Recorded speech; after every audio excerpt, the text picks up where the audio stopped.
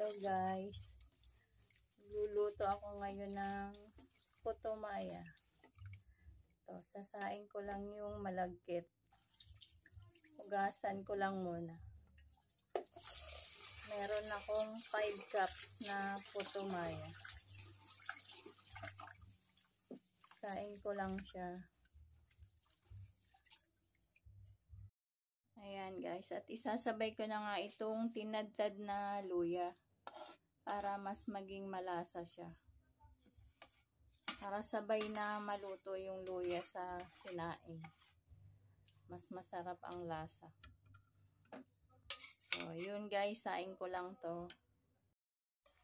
Yan guys, magpiga muna tayo ng nyug habang nakasalang ang kanin.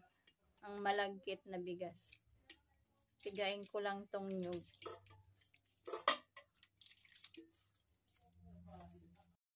Ayan guys, lagyan ko siya ng sugar. 3/4 cup of sugar.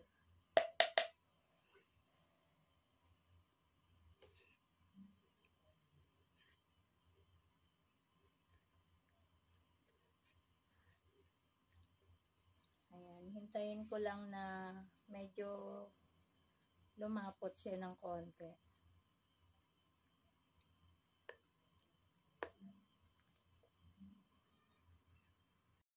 Ayan, eto na nga guys, lalagay ko na ang nalutong kanin. Ang nalutong malagkit.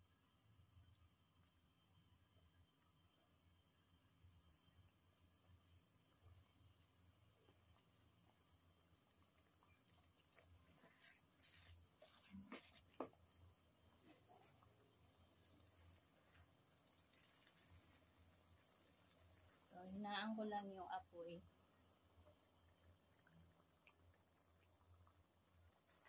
Ayan, medium heat lang muna tayo.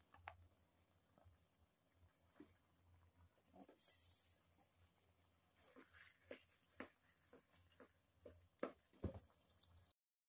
Ayan guys, at eto na nga, lalagyan ko na siya ng kakang gata para i-oven.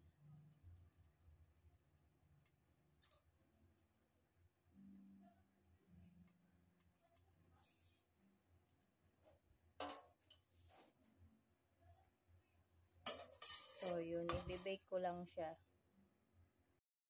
Ayan guys, ready to eat na ito.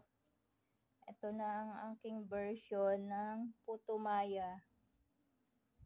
Order na kayo guys. Napakasarap nito. Hindi siya matamis. Naglalaban yung tamis at alat. Kaya pwede to sa mga may diabetes. So, yun lang guys. Thank you for watching.